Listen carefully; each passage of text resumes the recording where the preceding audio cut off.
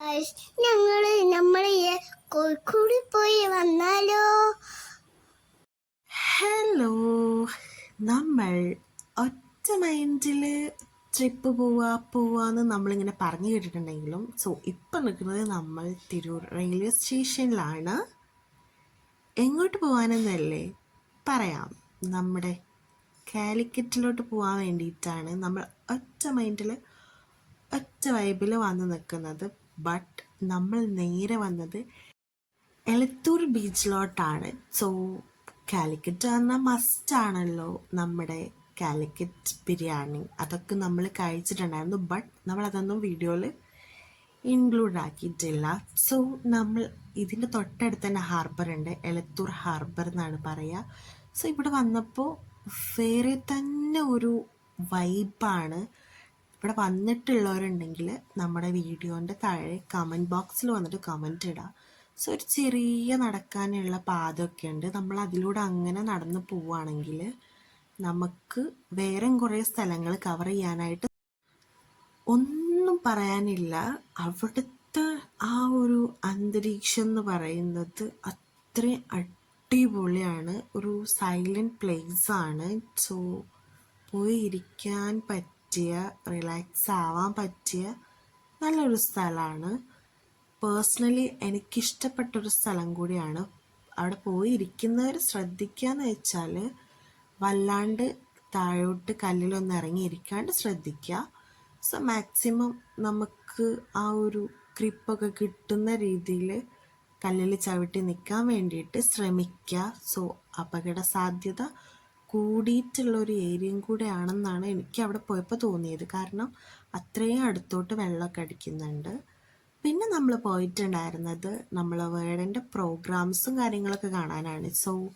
അതെല്ലാം നമ്മൾ യൂട്യൂബിലിട്ടാൽ കോപ്പിറൈറ്റ്സിൻ്റെ ഇഷ്യൂ വരുന്നതുകൊണ്ട് നമ്മൾ ക്ലിപ്പ് ബൈസ് ആയിട്ട് നമ്മൾ ഇൻസ്റ്റയിൽ പോസ്റ്റ് ചെയ്യുന്നതാണ്. അപ്പോൾ നിങ്ങൾ ആ വീഡിയോസ് കാണണമെന്നുണ്ടെങ്കിൽ നമ്മുടെ ഇൻസ്റ്റയിൽ ട്രാവൽ മോങ്ങർ 2023 ട്രാവൽ മോങ്ങർ 2025 എന്ന അക്കൗണ്ട് ഉണ്ട്.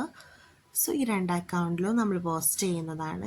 നിങ്ങളവിടെ വന്ന് കാണാം. അതിനുശേഷം നമ്മൾ കുറച്ച് കുട്ടി പർച്ചേസിങ് കാര്യങ്ങളൊക്കെ കഴിഞ്ഞിട്ട് നമ്മൾ ഫുഡ് ഏരിയയ്ക്ക് പോയിട്ട് നമ്മൾ ഫുഡ് കഴിച്ചിട്ടുണ്ടായിരുന്നു. ഇവിടുന്ന് ഫുഡ് കഴിക്കുന്നതും ഞാൻ പറഞ്ഞ പോലെ തന്നെ നമ്മുടെ മനസ്സും വയറ് ഒരേപോലെ നിറയും. അത്രയ്ക്ക് അടിപൊളിയായിരുന്നു. പിന്നെ നമ്മൾ അവിടെ നിന്ന് എടുത്തിട്ടുണ്ടായിരുന്നത് ഈ ഒരു ഹാർട്ട് ഷേപ്പിലുള്ള ഈ ഒരു ഐസ്ക്രീമാണ്. ഇത് കഴിച്ചിട്ടുള്ളവർ നിങ്ങൾ എന്തായാലും കമൻറ്റ് ചെയ്യുക. നിങ്ങളുടെ അഭിപ്രായം എന്താണെന്ന് കമൻറ്റ് ബോക്സിൽ വന്നിട്ട് നമ്മളെ അറിയിക്കുക. എനിക്കത് പേഴ്സണലി ഓക്കെയാണ്, ഇഷ്ടപ്പെട്ടിട്ടുണ്ടായിരുന്നു. ഫ്ലേവർ ബേസ് ആണെങ്കിലും ഭയങ്കര ക്യൂരിയോസിറ്റിൻ്റെ പുറത്താണ് നമ്മളത് എടുത്തിട്ടുണ്ടായിരുന്നത്. പുറത്ത് നമ്മൾ ഈ കാണുന്ന പോലെ ഹാർട്ട് ഷേപ്പാണ് കാണുന്നത്. അതിൻ്റെ ഉള്ളിൽ എന്തായിരിക്കും എന്ന ആ ഒരു ക്യൂരിയോസിറ്റിൻ്റെ പുറത്ത് നമ്മൾ എടുത്തിട്ടുണ്ടായിരുന്നു. അങ്ങനെ നമ്മൾ എടുത്ത് നോക്കിയപ്പോഴാണ് വൈറ്റ് റെഡിഷ് കണ്ടത്. പിന്നെ നമ്മൾ അവിടെ നിന്ന് കേക്കും കാര്യങ്ങളൊക്കെ കഴിച്ചിട്ടുണ്ടായിരുന്നു. പിന്നെ നമ്മൾ വന്നപ്പോൾ നമ്മുടെ വീട്ടിൽ നാവൽപ്പഴം ഉണ്ടായിരുന്നു, നല്ല ഉപ്പിട്ട് നല്ല അടിപൊളി സെറ്റാക്കി വെച്ചത്. നമ്മൾ അത് കഴിച്ചിട്ടുണ്ടായിരുന്നു. അതിൻ്റെ കൂടെ തന്നെ ഏറ്റവും അടിപൊളിയായിട്ട് കഴിക്കാൻ, ആസ്വദിക്കുന്നവർക്ക് ആസ്വദിച്ച് കഴിക്കാൻ നല്ല അടിപൊളിയായിട്ടുള്ള നമ്മുടെ നാവൽപ്പഴം ഒന്നും പറയാനില്ല. അത്രയും അടിപൊളിയായിരുന്നു, സൂപ്പറായിരുന്നു. ഉപ്പൊക്കെ ഇട്ടിട്ട് അതിൻ്റെ ഫ്ലേവറൊക്കെ നല്ല രീതിയിലുണ്ടായിരുന്നു. അതുപോലെ തന്നെ നല്ല ഉപ്പിലിട്ട് വെച്ചിട്ടുണ്ടായിരുന്ന നമ്മുടെ ചാമ്പക്ക ഉപ്പിലിട്ടതുണ്ടായിരുന്നു. അടിപൊളി ടേസ്റ്റായിരുന്നു. നമുക്ക് ഇത് ചോറിൻ്റെ കൂടെ കഞ്ഞിൻ്റെ കൂടെ സൈഡായിട്ട് നമുക്കിത് എന്തിൻ്റെ കൂടെ നമുക്കിത് ആഡ് ഓൺ ചെയ്യാനായിട്ട് സാധിക്കും. അത് മാത്രമല്ല അടിപൊളി ടേസ്റ്റായിരുന്നു.